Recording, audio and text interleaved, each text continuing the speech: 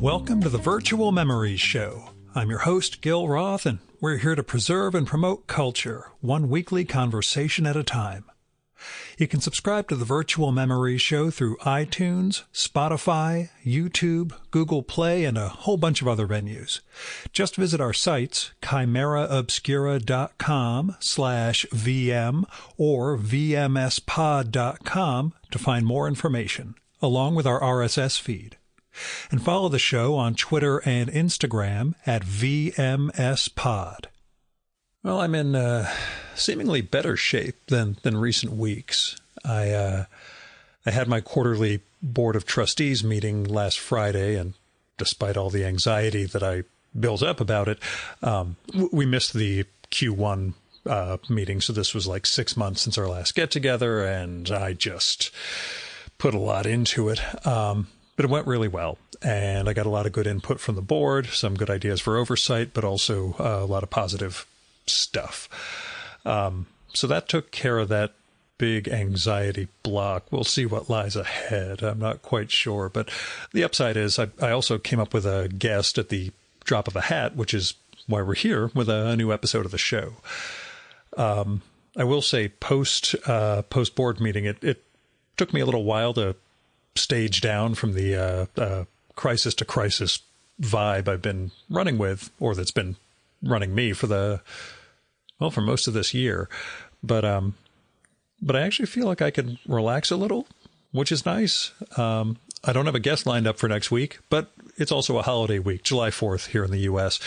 So maybe I'll take that off. Otherwise, I've got a lot of people planned for July, August, and September, which gives me new anxiety over just the fact that I've got to get that far. But anyway, we'll see.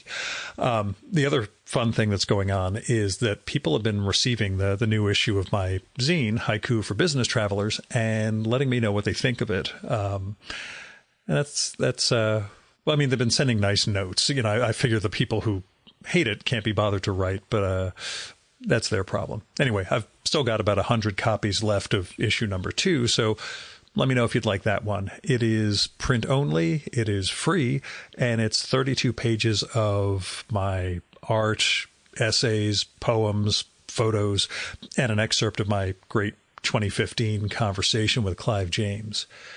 I've still got some of the second printing of issue number 1, which came out in 2020. That one's also a hoot, I think, you know, because I made it. So just hit me up with your mailing address, and I'll get you a copy, either one. So anyway, let's get on to this week's show. My guest is the investigative journalist Mitchell Prothero, who has a new podcast series out now from Project Brazen.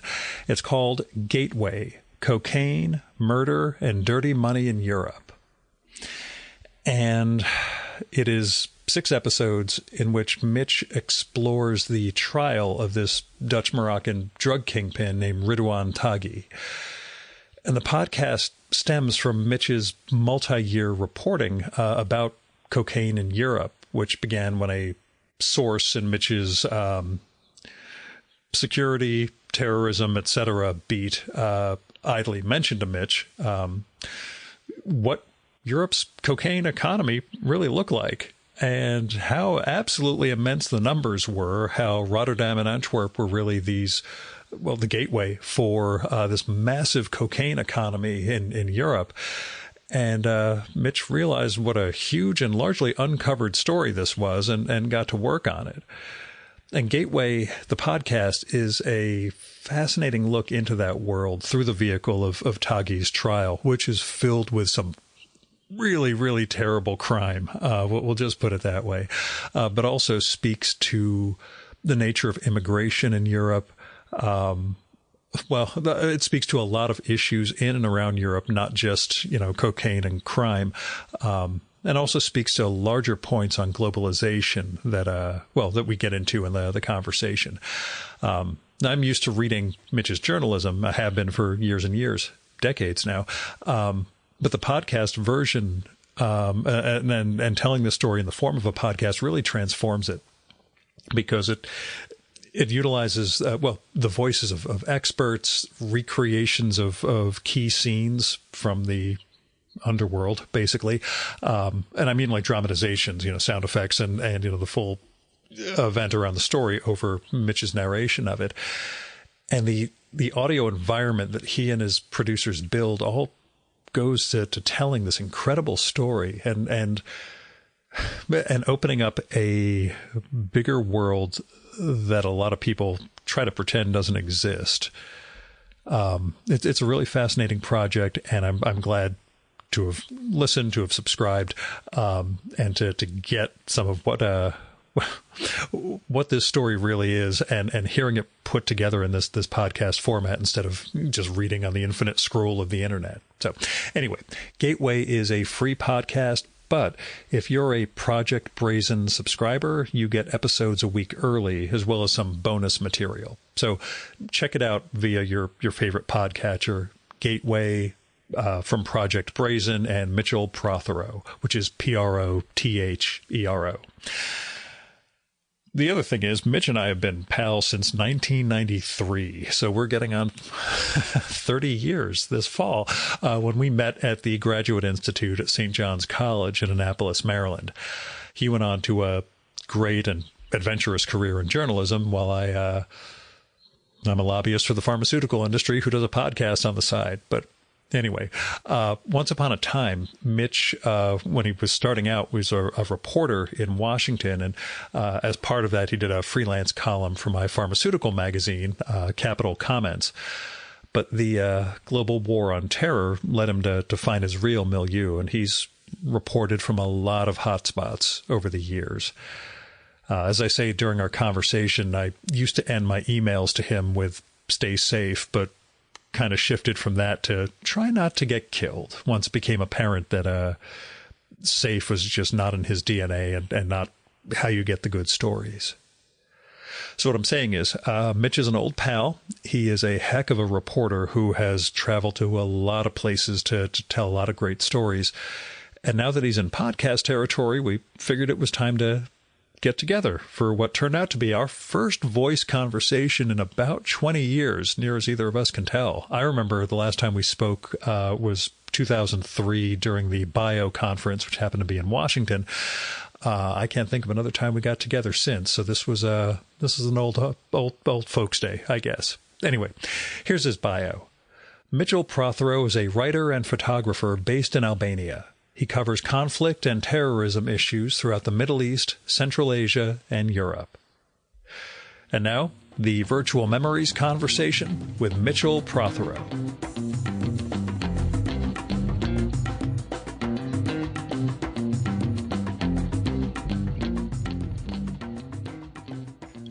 So, how'd you get started on cocaine? I mean, with the Len bias thing, I've avoided it my whole life, but, for you. Well, it was that we didn't have ADD medications back when I was a kid. So, Ritalin hadn't come. No.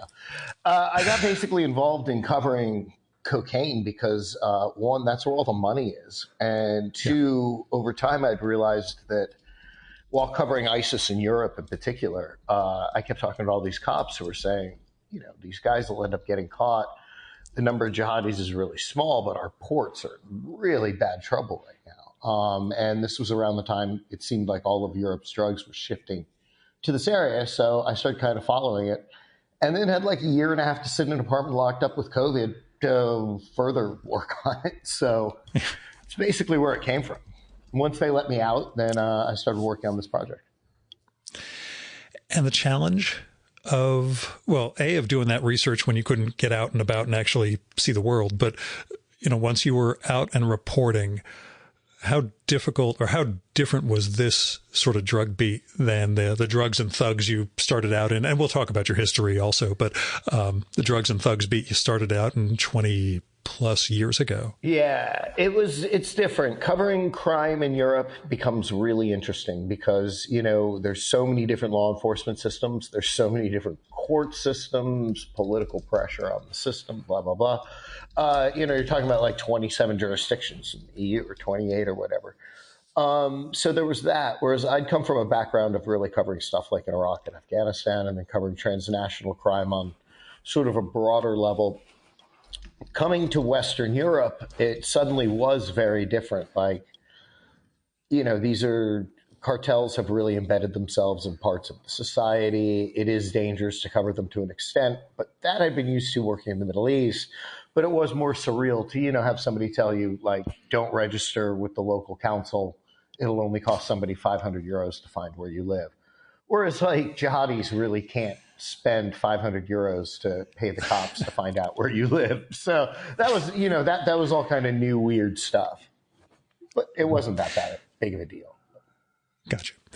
But tell me about the nature of this, of Gateway and of the project you're engaged in terms of not just what it means for cocaine and money in Europe, but, what it says about globalization and as you put it, transnational crime.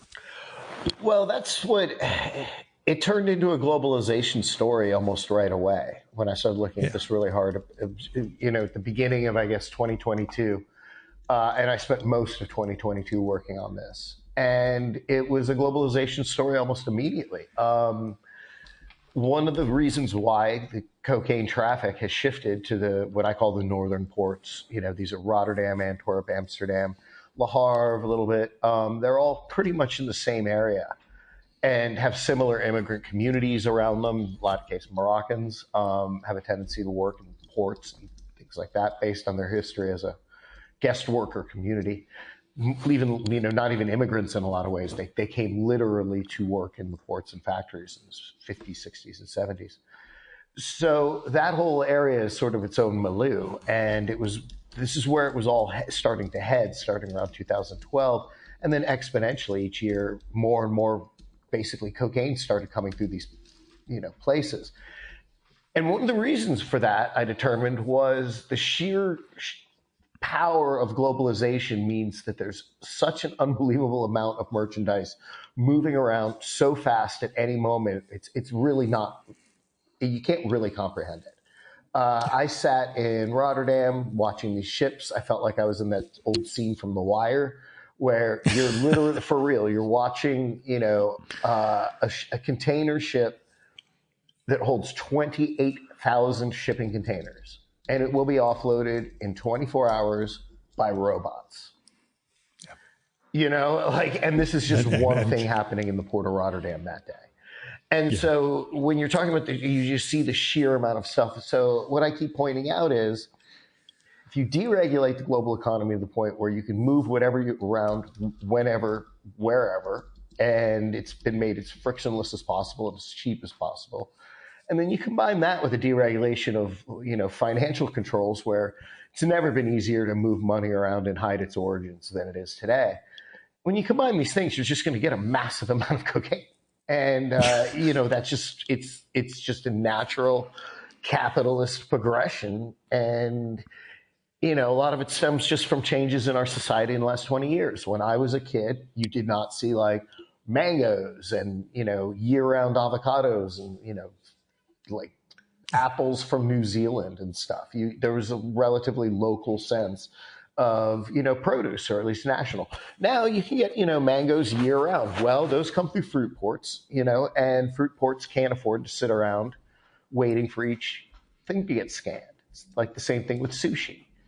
And, the fish ports, when they send, a million metric tons of frozen fish from Chile to the Netherlands, it's pretty easy to hide cocaine in it, and you can't really leave those tons sitting on the port, waiting to get checked. And I recall something from an earlier prose piece of yours or reporting piece about how the cartels changed on the South American side. How they've adjusted to the globalization and the sheer volume of what they can traffic. How do you see that? Again, getting reflected, it's one thing to see the trafficking side, as it's reaching its port of call like this, but that point of origin and sort of what it's said about their mentality, how has that changed from what of the drug trade? Well, what's happened is, and we learned, is the 2016 peace deal in Colombia, it demobilized, leftist FARC and right-wing AUK.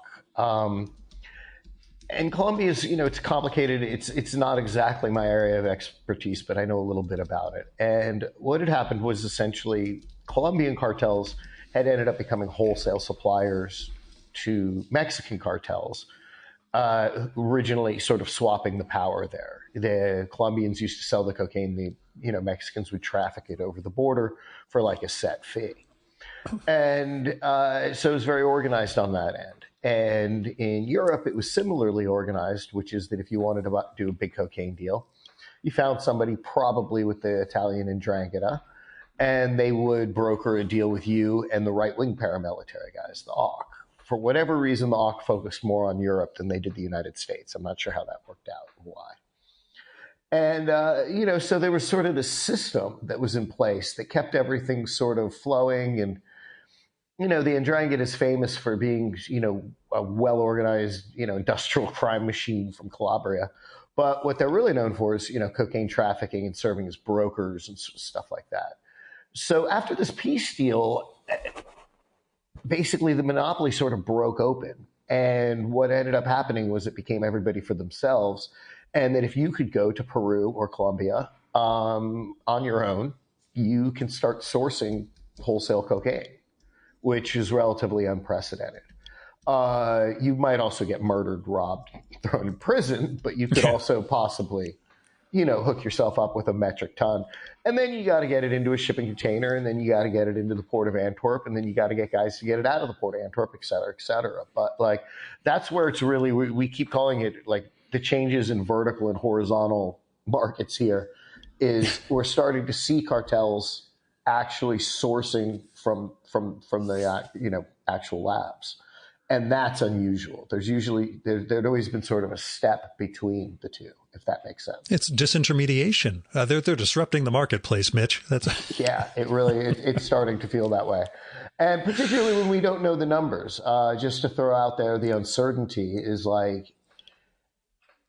by the time you're done doing math, you realize that if you do math with all the numbers that are actually available when it comes to trying to track the cocaine industry, you quickly realize that none of them make sense. So it becomes a problem when you're trying to understand things. For the life of me, nobody can explain, okay, when they take a certain amount of, let's say, 100 kilos of cocaine out of a container ship, let's say at Rotterdam, how they come up with the value of that, the street price. Not only can nobody tell me the formula, but I've actually gone back and done the math backwards on dozens of these releases. It doesn't make any sense. Yeah. And it's bigger than the global national product. You start realizing nobody really knows what's going on. At one point I realized that if everybody's estimates were correct, 70% of the world's cocaine production was passing through Antwerp a year. Now that's not right. I don't believe that to be the case. But it should start to give you, an idea of the scale. If you told me 35 to 40% of world cocaine production passed through Antwerp and Rotterdam, I might start to have to believe you're in the ballpark there. You know what I mean? So, but that's the best you can do. I've gotten cops to admit all anybody can tell you is how much cocaine has been seized, roughly what the retail price for a gram of cocaine should be, and then when that cocaine gets seized, roughly how pure is let's say the retail cocaine being sold, how pure is that? And that's all they know. Other than that, it's nobody's writing in, hey, you guys got 5 of our shipments last year and we got 23 through. Yeah. There's no end of the year, the annual report. I'm sure somebody has a PowerPoint of this, But, anyway, that's what I found really fascinating about it. And I don't think I've had officials tell me they believe the European cocaine trade is worth 8 to 10 billion euros a year. And then you turn off the mic and they go, but we really don't have any idea. It could be 15, it could be 7. We don't know. But it's always a record coke bust again and again, and yet the supply never seems to diminish. Well, the interdiction, people keep asking me, what do you think about the drug war? And obviously it's a complete failure. And, we all have opinions on that, But one thing I'd argue is that one, democracy does have moral injury here. And the fact is, everybody seems to like doing lots of cocaine. It's not particularly stigmatized. But then it's also kept illegal, so there's people being punished for it. And at the, on top of all of that, there's this system that quickly wants to find the dollars from cocaine in a way that are legal. Yeah. So you know what I mean? And so there's a moral injury here to both society and to capitalism. It's like, you can't have it both ways and not be kind of guilty. So that's the most hectoring that I'm willing to be on that. The other thing that I will say, though, is that once you study the trafficking, you realize the absolute pointlessness of interdiction. Like, sure. Every million euros spent trying to stop kilos from getting across the Atlantic into Antwerp, like, you could be spending that certainly checking at the port. But when you look at the billions that are spent to like intercept these cargoes on the high seas, and like Dutch frigates literally patrol the Caribbean looking for drug shipments on their way to Rotterdam. And, this is costing so much money and I think it's completely wasted. I don't think the cartels ever have a problem getting drugs through. At one point last year, the Belgians seized 4.6 metric tons of cocaine over the course of 4 days. And I checked with the source in Amsterdam, which is kind of the bourse. And they told me that the retail or the wholesale price had dropped to a record low that same week. So it's getting through. Yeah. So, okay, if you're going to spend $1 billion, why don't you spend it mitigating the damage done and trying people to get them to not use it? And I think that it's clear that is a better use of society's money and resources. But again, the moral injury part makes it hard for people to kind of get around that. Yeah. And you don't moralize, at least in the 4 episodes I've listened to of Gateway that are out so far. You don't, again, you don't moralize. You lay out the story that's there with a couple of quips and side comments, but not, going into and this is why the entire thing is a fallacy. There's nothing that's being too editorial, I guess, or too editorializing, which I appreciate the lack of hectoring, I suppose. Yeah, like that's not my role. Like at one point, we had to we were talking about like aspects of the show and things that we were going to try to put together. And somebody mentioned, do we want to look at the social damage and addicts? And I said, absolutely not, and I'm not being cold. I was like, we're doing a story about Ridwan Taghi. There's so many, and then a broader story about the trade. That's an entire other world. You're looking at addicts and people's lives and, telling those stories and finding those stories. That's its whole thing. It's implied like there's plenty of societal damage in Gateway. One of the reasons why we told it so straight is just the sheer number of people killed. You don't really need to moralize. I mean, sure. If there's a weakness to the whole thing narratively, I felt like at certain points, and then the gun jammed, because we're just killing so many people here, and as a result, I love the guy not noticing somebody ran up behind him and had the gun jam and just kept walking down the sidewalk because you'd think you would notice, but he was very drunk. But even like Martin Koch, who on some levels, one of the best characters we came across. He's dead, so like subject character, I don't know. But like the problem with Martin was, as charismatic and charming as he was, and how crazy fun his story kind of was, even his murder, as I said, he died as he lived in the parking lot of an Amsterdam sex club. But, he'd also gone after leaving. He wasn't just showing up. He was on the way out. His friend said he got drunk, he got laid, and he got shot in the head and didn't see it coming. It was great. But Martin had killed somebody in a bar fight when he was like 18 and served a few years in jail. But then later on, he murdered his partner's husband or his ex-wife's partner in front of their kids in a horrible way and tweeted pictures of him joking. So, I mean, the guy's a freaking sociopath. And this is always, this is one of the reasons why, you can't have too much fun with Martin as a good time character when you realize that he's committed this horrific crime. And there's a lot of that. Taghi's a fascinating figure. He's also, completely ruthless. So I don't know. But the one thing I kept saying is I'd like it to be a product that I could go to prison and play for Ridwan Taghi and have it feel like, we were fair. And I think we got him a there. fair shake. Nobody's going to let me in to do it, but, I think we got there. Yeah, which is probably for the best. But one of my over questions for this whole thing is, how did living in Baltimore in the 90s help when it came to working on this project? I mean, it helped a little.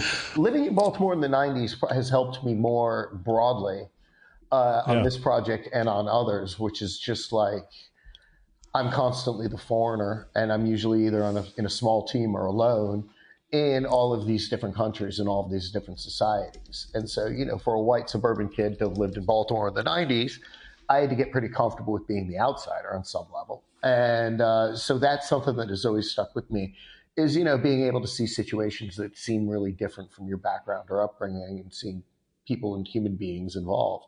So, in that sense, I think that's been an ongoing process and all the stuff. I mean, that's a process of life, But like, in terms of how it helped, I hadn't thought of it that way. But yeah, I mean, running around Baltimore, like an idiot, at the very time that The Wire was basically supposedly taking place, probably did give me some experience with like street crime that you would not have gotten in some other places in some other eras. That's for sure. It's in my suburban world of northern New Jersey, definitely. Yeah, so. I just remembered the time we Hayden, a mutual friend of ours. I think he and I were sitting on my front porch, and it was like Easter, and like 3 blocks away, somebody got shot 7 times, and we're like, oh, look, Easter fire, Anyway, I probably could have fast forwarded, 15 years from that, and it would have been me sitting in Beirut or Baghdad making the same joke. So. Yeah, you did give me the advice many years ago on what to do when you're in a hotel bar and a gunfight breaks out. But, I took that as general wisdom from Mitch that I hope never to use, which is, a ongoing list, I think. But yeah, it's pretty much the big one is if you're in a hostage situation or anything like that and anything happens, fall on the floor. Don't jump up. All right, you do not want to be the person to pop up and say, oh, thank God you saved us, because they probably are going to shoot you. So you should be on the floor and let them find you. You don't want to find a bunch of dudes with guns. You let them find you. Yeah. But, there's a few things like that. But, we've got this whole, 4-day course they teach. They give foreign correspondence and war correspondence. They really teach you all the very best James Bond stuff. It's like 8 hours long in a conference room. It's really very. How much does that stay in your head when you're actually in a physically threatening moment? I had never done those classes until I'd been in combat for 10 years. So I was actually teaching them before I'd actually attended them.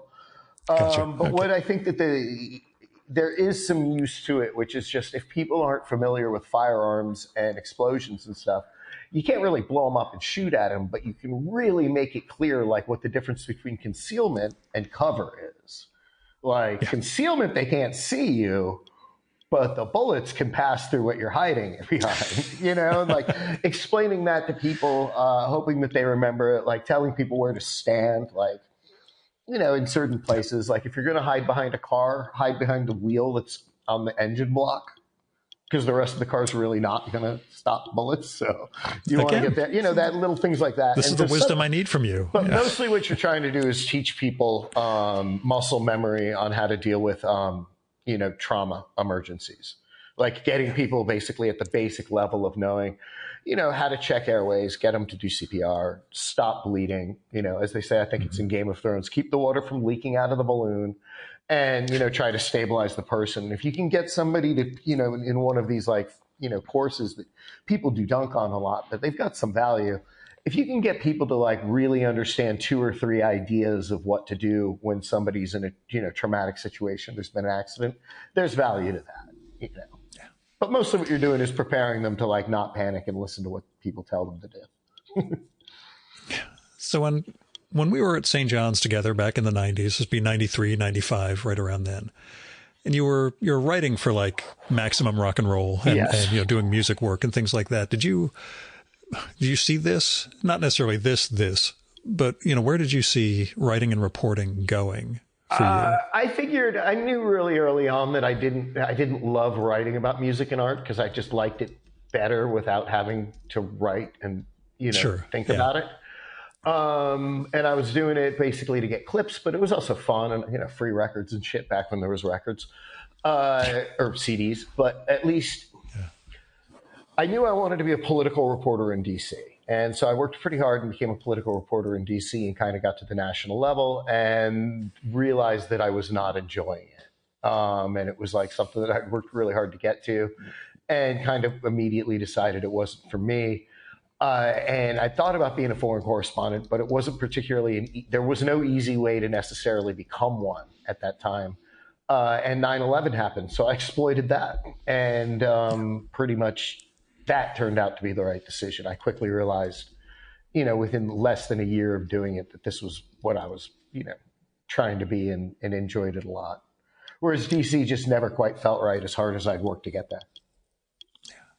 Yeah, I mean, you back in the day when I was running Contract Pharma magazine, you were the Capital Comments columnist. I used right around that 99 to 2001 stretch. And I think, but I'm not 100% sure, Contract Pharma may be the only venue you've ever written for that has remained in business. Yeah, this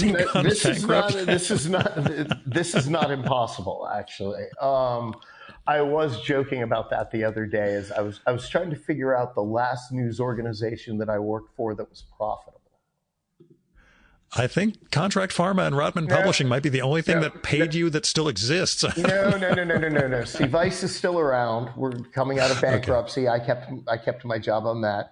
BuzzFeed News does not exist anymore. McClatchy still exists. And as a newspaper chain, I believe when I worked there, they were making money. They just weren't making enough money to keep me in Baghdad.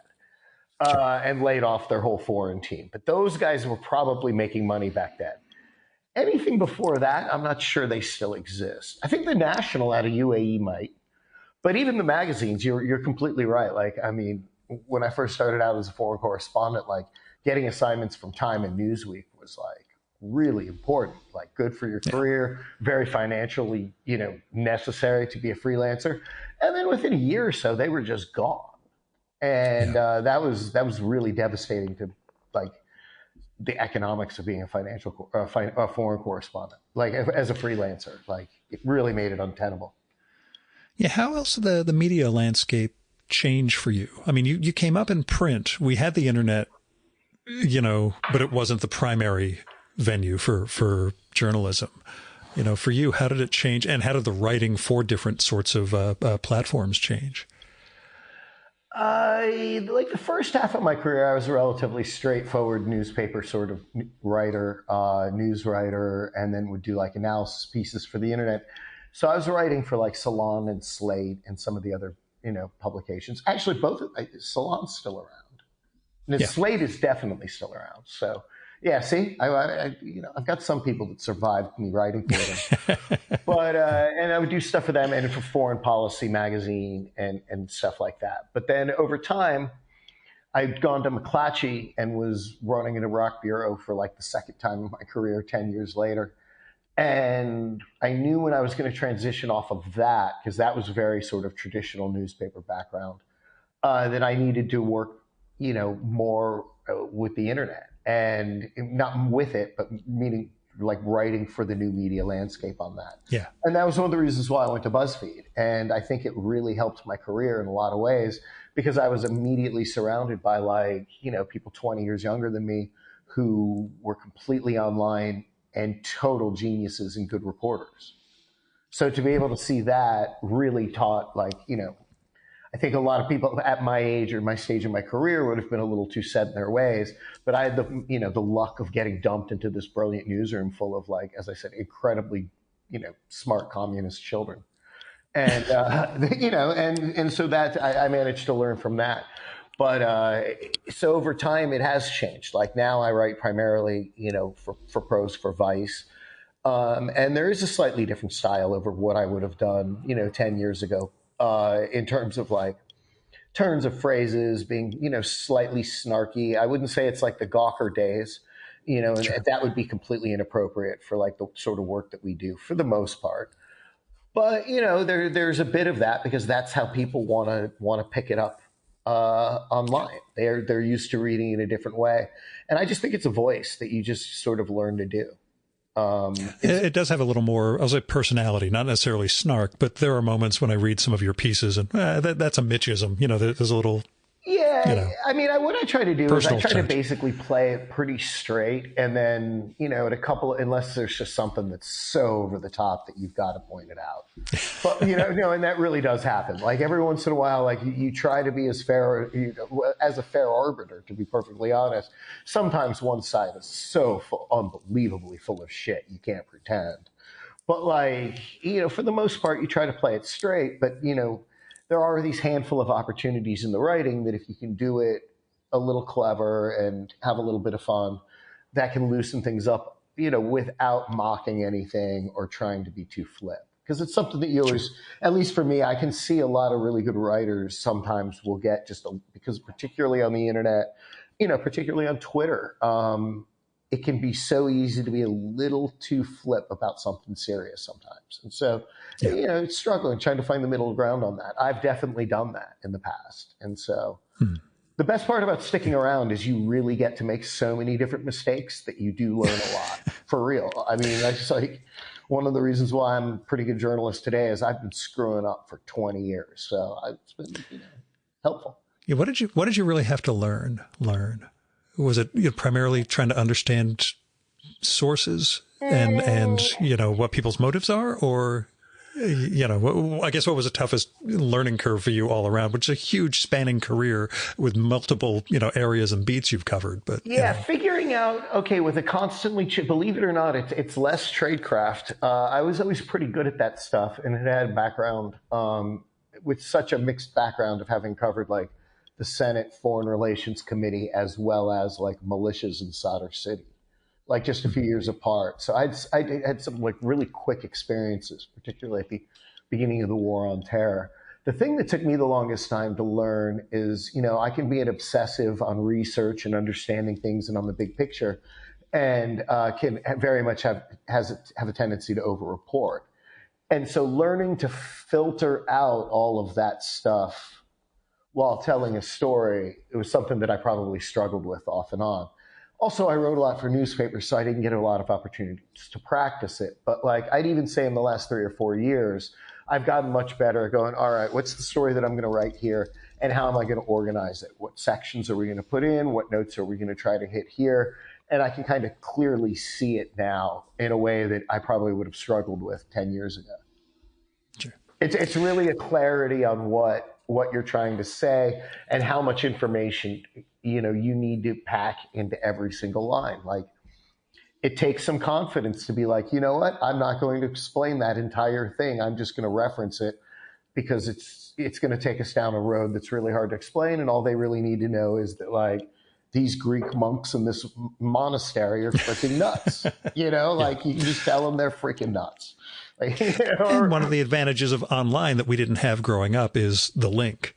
I mean, anyone interested knows they can click on this thing about the Greek monks and they'll figure it out, on the side, that you don't need it all in the body itself. Well, that's the thing that's changed the biggest whole, I mean, I know it's changed everything, but from a journalism standpoint, like when I was first in Iraq, we were able to use satellite phones to file. And they were really expensive. It was like $10 a megabyte. And so we were like we'd send a handful of emails to bosses, send our story copy, and like whatever you could afford basically to get out via the sat phones in terms of photos. And what you weren't doing was sitting around, like you might be able to jump into an internet cafe here or there and read Washington Post, read some headlines. But we were in a news vacuum on our day-to-day, because there weren't even mobile phones in Iraq for the first year or so. So we're all carrying satellite phones around and texting one another what we think might be happening. But just the lack of information that you had on what was going on around us, it makes you very flexible, and it's a really good skill to develop, but I still can't believe the difference between today. Like the fact that I can pull Google Maps up anytime, like it's crazy. And you and see that the number really, of people who are fleeing Russia right now. But yeah. Like the fact that I can just Google, even from my phone in Afghanistan, some sect of a Shia tribe, you know what I mean? And like get the general background of the people that I'm about to talk to. That's crazy, like in terms of usefulness and things like that. Whereas, you know, getting that information was so much harder, and you were lucky if you could find it. Yeah. So throwing all that out and working in audio for Gateway, what did you have to learn? What was tough about this, and what have you gotten better at over the course of 6 episodes? I got better at voiceovers as I yawn. Yeah, I didn't want to say it, but listening to episode 1, I was like, oh, there are little moments in the line reading that 14 years of doing this, I would have just given Mitch a little pitch here and there, but go on. So. Yeah, no, we spent in there.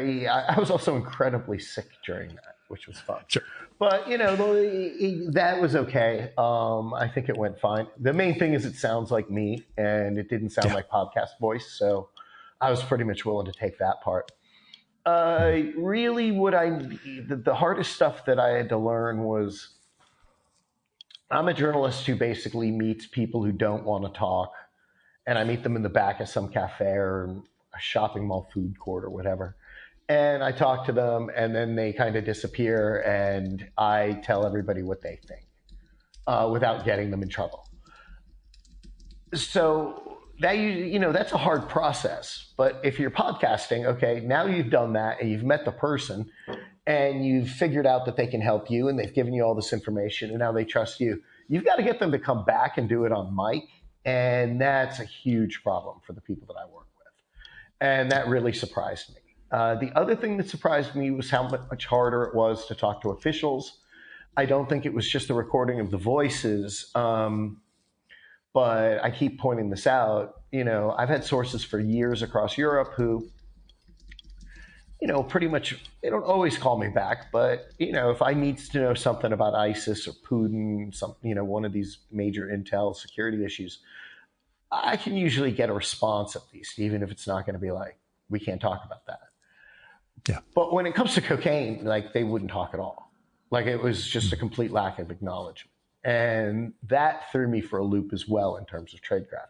I did not expect sources that I've been developing like for more than a decade all across these countries to completely not help. And it was because, you know, there's a motivation for the society to point out, you know, that they're battling Putin and the FSB and that they're stopping jihadis. The cocaine thing's a little awkward, man.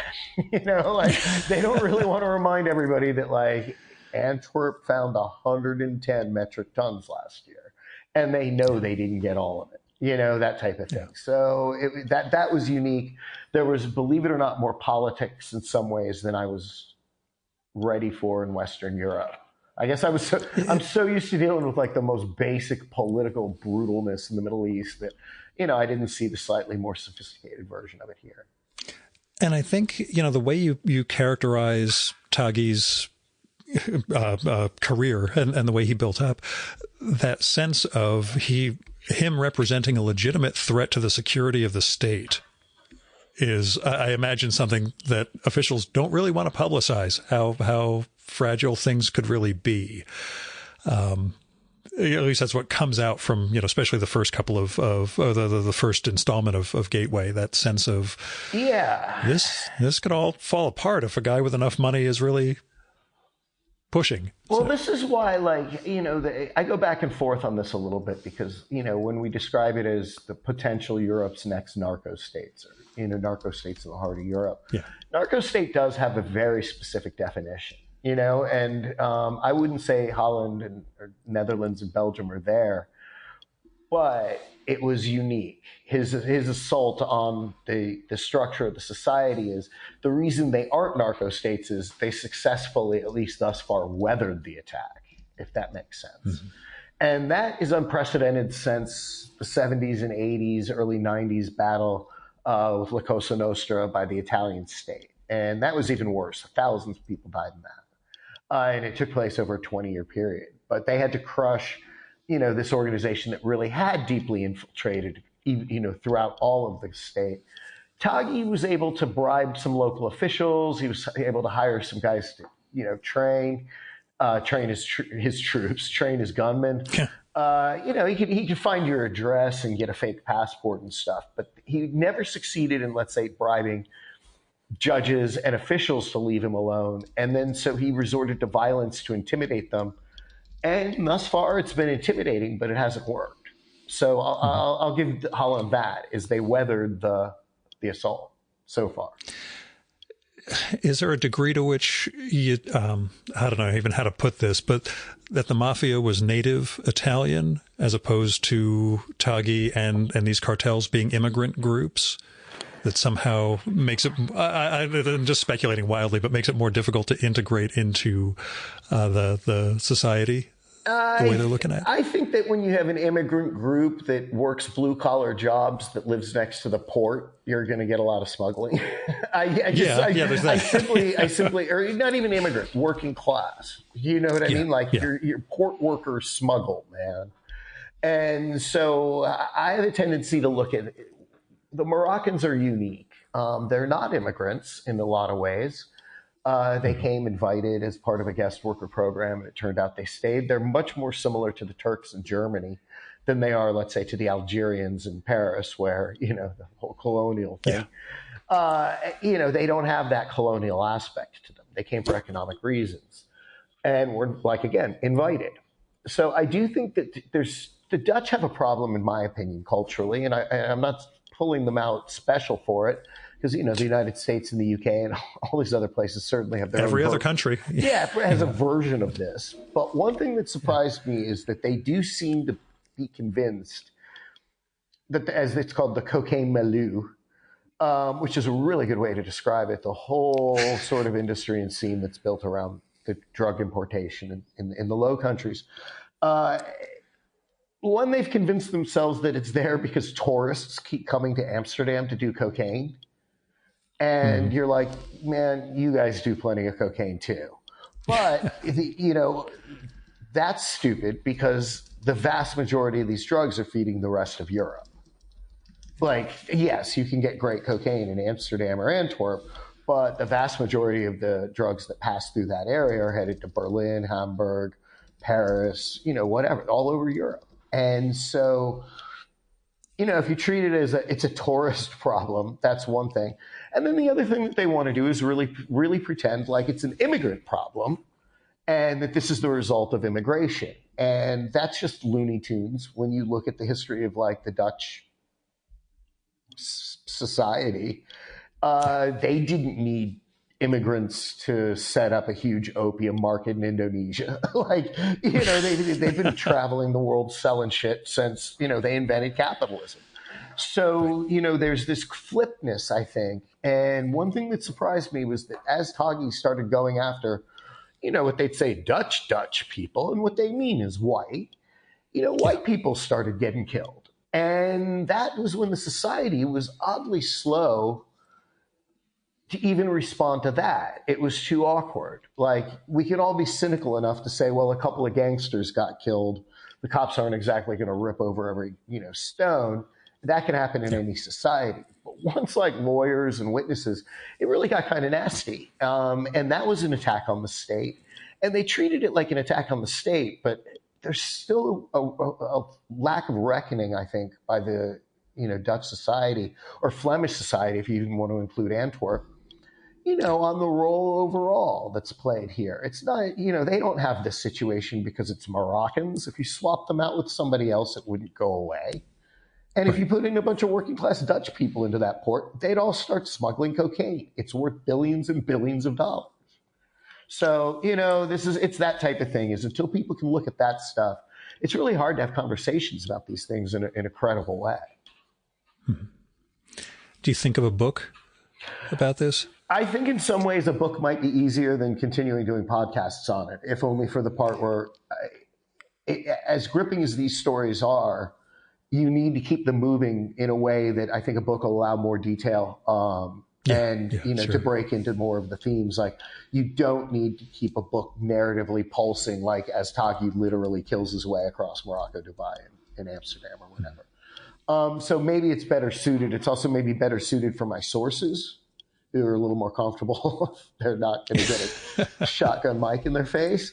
But, I'm still trying to figure this out. It took a year, and then on top of it, I had a couple of other stories come out. It's been a long couple of months. Vice has been a tough place to work the last 2 months.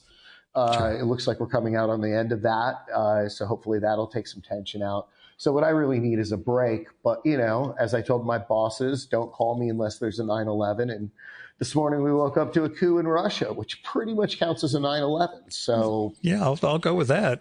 yeah, I'm still going to take some time off, but it's not going to be Monday or Tuesday at this rate. There is a degree to which you can't know too much early on. I mean, the only people who really know something probably aren't saying anything, but that's your job and not mine. I'm just a lobbyist for the pharmaceutical industry. Nobody has any idea what's going on. I promise Putin doesn't have any idea what's going on. It's anarchy. Well, yeah, which in its own way is kind of funny, except for the nuclear weapons and everything else. But this is the Venn diagram. It's my favorite. It's also with the arms, the arm wrestling arms, where it's like very funny, very serious, and in the middle, Russian coup. Like, this is incredibly funny, but it's also chuckles, I'm in danger funny. Like, I'm torn about watching Death of Stalin tonight. I watch Death of Stalin every so often, and I'm kind of figuring it might be appropriate this evening. But I keep saying Russia's Death of Stalin, but they actually did shoot all those people, including the ones who made the movie. But it's just, I don't know what's going to happen with all that. I'm really curious to see. But this is also like one of the things that I like about the way that I've done stuff is it's a good way to find future projects. I had never done really closely covered Tagi. I had planned to do stuff on sort of Serbian and Albanian and Southern Italian groups, and then suddenly got, this offer to do Gateway, which was going to be in the north. So shifting on that, you do a tremendous amount of research. And I had not planned for, a background in Tagi. So that's something that you end up crashing on, trying to figure out, like, how much is this going to be useful to me down the road? And luckily, it usually ends up, but sometimes it takes years. Mm-hmm. And you mentioned safety a few times, besides the crisis, sort of aspect of it. But my emails to you, when you were heading off to Iraq, Afghanistan, et cetera, used to have a stay safe, and then it turned into just try not to get killed. That's where things went. But when you talk about criminals like this who, again, target and intimidate like that, don't register with the local council, et cetera, how much is personal safety in that respect a concern for you? How do I put this? Personal safety was never a tremendous concern for me. I didn't think that there was going to be a situation in which, like, if Ridwan Taghi and his guys could kill somebody, I would be so far down that list that, like, sure, it wouldn't make a tremendous amount of sense. Also, and I can't stress this enough, as much as the reporting is interesting in Gateway, it's really a lot of curation of other people's reporting. And so that's where the tension is personally, I didn't think anybody would do anything to me. Worst case scenario, maybe get a little, like, intimidated, told to fuck off, or, get thrown out of a bar where I was trying to, meet somebody or whatever. But, nobody, I didn't really expect it that way. The big concern, though, was I was meeting with all these people and trying to get them to cooperate. And half of them were living under police protection or genuinely scared. And they had legitimate reasons to be. So I did have to run the project sort of in a really high level of operational security. But it was for those reasons more than, like, a fear that I was going to get thrown into a van. Like, what came out in this podcast from the direction, the people that I was talking to, you're not the local reporter. You're not the one that, like, is there poking them in the eye every day in their own language. Those are the really dangerous jobs a lot of the time. Being a war correspondent's plenty dangerous. Being an investigative correspondent, if you're not from the country you're investigating, it's a lot safer. But that's when we do see, like, Jan in Slovakia and his poor partner, and Daphne in Malta, they were interviewing or investigating local small-time corrupt officials with ties to the cops. That's how you get killed. And so that's what's really dangerous. I really wasn't in that situation. But like, I couldn't be on Tinder. I didn't really talk to people. Like if I met you in a cafe or ran across you while I was living in Amsterdam and you asked me what I did, I just said, I'm a photographer. I work for Vice, which is true. I wasn't like living deep cover, but I left out the part like what I was working on and stuff. Although Ukraine did throw me for a loop a couple of times because people are like, oh, so why aren't you there? And you're like, oh, yeah. Oh, because I'm shit. Okay, got to work out my cover better. But like, for the most part, bum knee. My bum knee is always a good excuse. But exactly. Like, just start talking like Dennis Hopper in Apocalypse Now. But like, which I probably do anyway and don't realize. Yeah. But like, but you're keeping it under control for this one, so that's good. Yeah, so it's just brought to you by Xanax. That's what I kept saying when people ask me about podcasting. I'm just like, it's incredibly stressful because it is a medium because you have to do really well. It's got this weird mix of like the most stressful aspects of writing, which is that, you've got to really have a tightly focused, narrative thing, no fat at all. But you mix it with photography, which is like, if you weren't there the second it happened, you're screwed. Right. So it's like both. It's like the worst of both things that I normally do. The performance aspect of it, where it's not simply reading. And trust me, if I go back to my original, and again, this sort of podcast is very different than what you're doing with Gateway, but I go back to earlier ones and just cringe over delivery, over, questions you should have followed up on, or, X, Y, or Z. And it's just oh, God damn it. There's a sort of thing where you get better with reps, which again, your entire career is based on, that journalism where you figure out more and more how to talk to people and what actually needs to be included. Well, that's what I needed to learn was when I first started, actually, poor couple of people I interviewed. First stuff, Walter Lamas from Het Parool. That poor dude sat there for 2.5 hours. And I literally just drained him. Like, I hung him up by his foot and like anything I could think of to get him to talk about in detail on tape. But what was interesting and what I actually found really annoying once I figured it out was that my questions were never going to be in there. So I'd actually put way too much effort into like making my delivery and my questions sound conversational, and phrasing and stuff, thinking that was going to be part of the podcast. And then like once I started working with like a professional podcast producer, he was like, "Oh hell no, man! It's their answer that anybody wants to hear." They're here to hear Walter, man. You're going to do voiceover, and I'm like, "Oh man!" Like if I'd known that early on, a lot of this would have been less stressful. And once I started figuring that out, then I could be a little bit more like I am as a writer when I interview, which is I'm famous for talking a lot, but also not really doing long interviews. Yeah. I have a tendency to sort of think I want to hear what you're doing and what you're telling me about, but then I've got a pretty good idea of what I'm looking for from you. And so I can get there pretty quickly. And so it's not ruthless. It's not rude or manipulative, but it's like a way to control a conversation. And once I realized I could do that, then the tapings and it became a lot easier because I could go into things and say, all right, this next one, I'm going to go in to see this member of parliament, Ilian. He's, got a background with Iran. He's going to tell us, no full is this guy who killed this guy in this district. Da, da, da, da. Okay, cool. So basically now I have an idea of what's going to be needed in that episode that I need Ilian to say, And that's a different way to work than, hey, man, we're in a studio, two bros. Let's talk for an hour and a half, 2 hours about stuff. Like, so it is completely different. Like, I didn't podcast. I interviewed people, you know what I mean? Looking for. Yeah. No. You were creating. You were getting audio of journalism. I was basically collecting Legos, using a Zoom in order to put something together. And, and you do that, but you also don't misrepresent anybody. They're all perfectly happy with it. But like, that's why it's always jarring. And it's always jarring for reporters. Like, this is all cringe for me. In fact, you're the last one I'm doing, Gil. I figure. Well, just because as a journalist, you do really hate talking about yourself because also, how bad people can sound without meaning to, because you're sitting there interviewing people all day going, God, does this guy know how bad he sounds? So like, you're always in kind of mortal terror about that. But, so I'm interviewing a bunch of journalists who are really good at that themselves. And that was actually pretty fun. And we all kind of bonded over it. Because, I could tell like, I'd go in and talk to somebody and say like, okay, is there anything that's off limits? And just, somebody would just say, just nothing about my safety.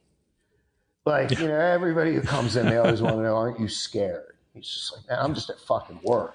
And I'm like, amen, brother. I used to work in Iraq. That will never come up. You know what I mean? Like, so they got comfortable with that because they knew I'd never ask them, hey, what's it like to go to work every day wondering if somebody's going to shoot you? Like, you don't want to talk about that. You want to talk about your stories, or you want to talk about like your kids. There's just better ways. Weirdest one I got. I had a woman I was about to sit down with, and she said, before we get started, just please don't ask about my divorce. I'm like, I have no idea, A, that you're divorced. B, I don't care. That's not what this show's about, but whatever. Okay, I will now try not to ask anything about that for the next hour that we gab. But yeah, no, I get you. It's good to have because this is a thing that's already, a lot of these people's lives have really been like affected by it. Like, and they're like, because I saw kindred spirits, I could see what a lot of these guys are going through. And you think working at a big newspaper in Amsterdam is not like, even what I do normally. Like, Sure.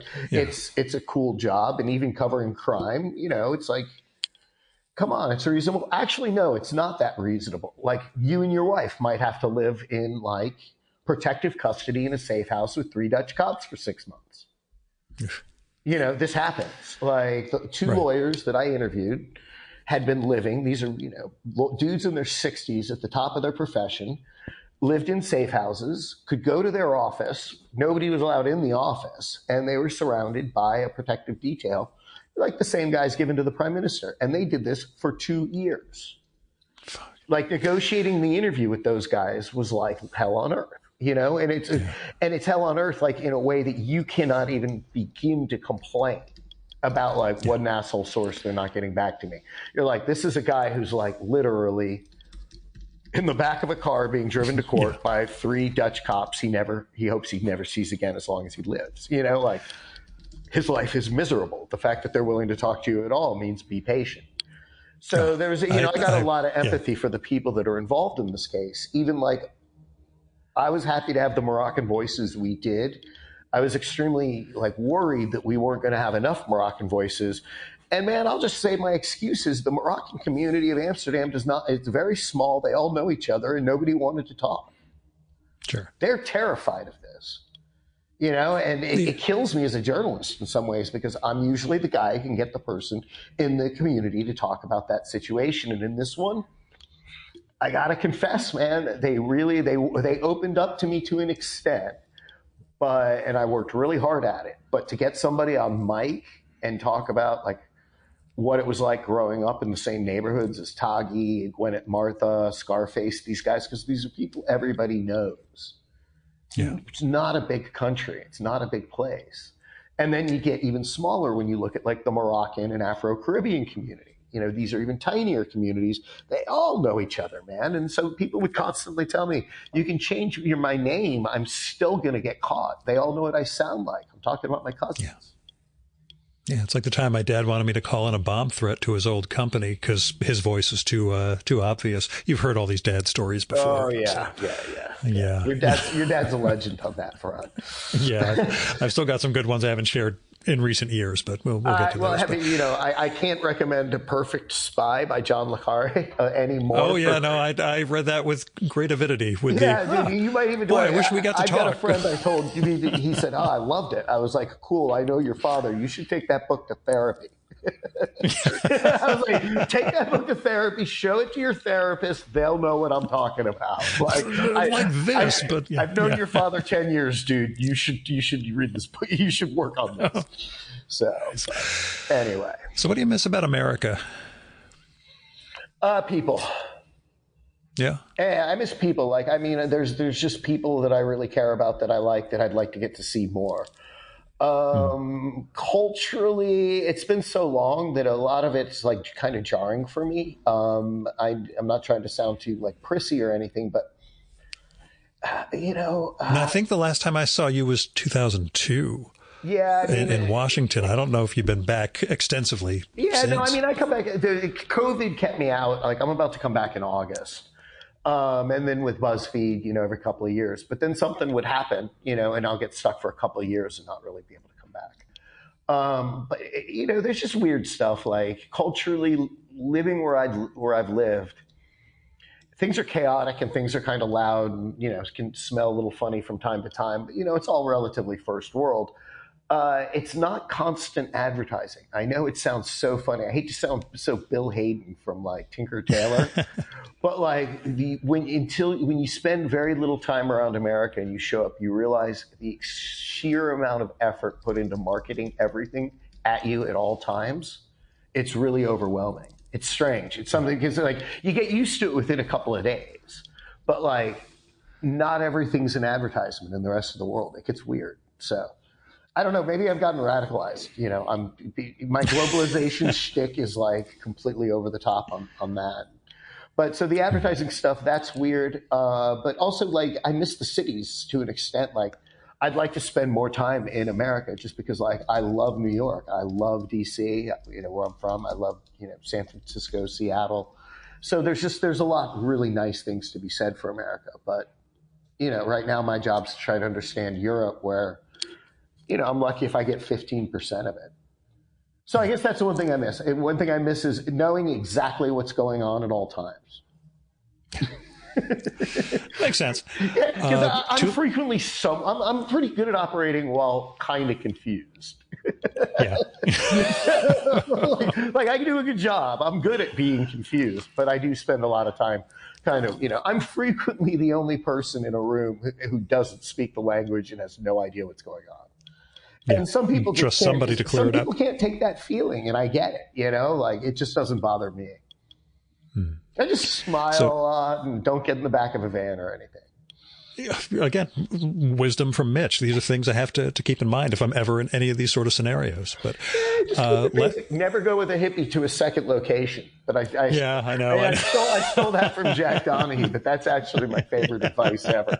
Is from 30 Rock, which is never go with a hippie to a second location. We decided that was true also of Boris Johnson. Like if you meet Boris Johnson at a party and you're like, oh, what a piece of crap. All right, let's have a drink with Boris. And you kind of grow charmed or whatever. And he says, hey, let's go to this other place. Don't go. Nice. Just you'll end up impregnated. Yeah, or it's going to be an orgy or it's going to be like Putin's going to be there. Just don't do it. Like, don't go with it. Yeah. Anyway. So, all right, I'm going to turn off on this mic. We are devolving into chatter.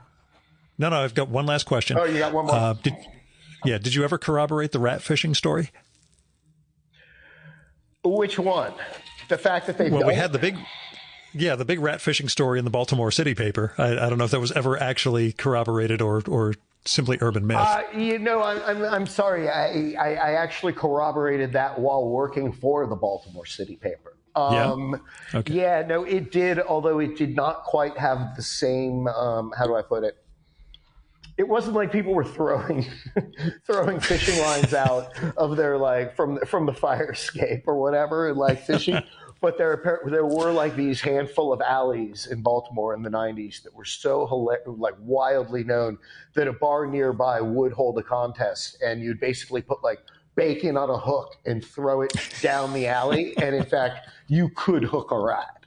Like the rats eventually, I think they got too smart.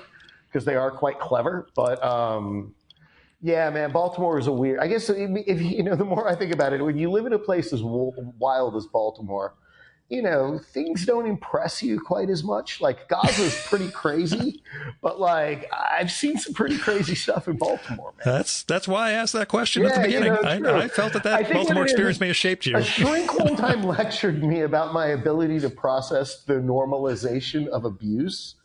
And where it's like, you just kind of go through life thinking bad stuff's actually just going to happen. And so what I'd say is maybe Baltimore truly got me on my road to accepting the normalization of abuse. We'll leave you with that, Mitch. Yeah. Go report on whatever the hell's happening in Russia, and I'll get people listening to Gateway. We'll talk more soon, right? Definitely. And when I lived in Baltimore, we had a saying, which is, you had your dreams, now you have Baltimore.